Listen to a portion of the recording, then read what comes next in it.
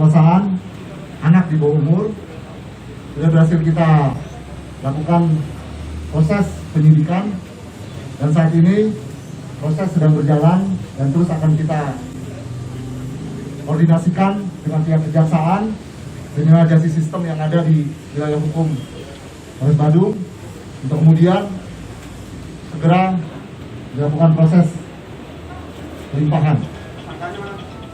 Ada berapa orang tersangka jadi? Pertama, Ya, masih dalam proses penyelidikan dan penyidikan pendalaman terhadap tersangka. Jumlah pelaku berapa orang, Pak? Ya, sudah Jumlah pelaku 3 orang.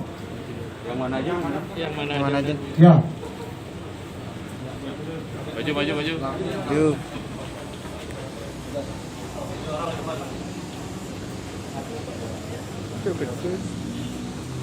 Botak. dan terdapat satu kasus Undang-Undang Perlindungan Anak yang kita terapkan laksanakan 1 ayat 2 Undang-Undang nomor 35 tahun 2014 tentang perlindungan anak, di mana tersangka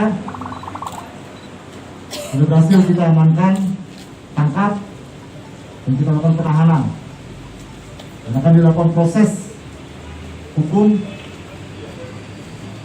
dengan ancaman hukuman untuk korban anak di bawah umur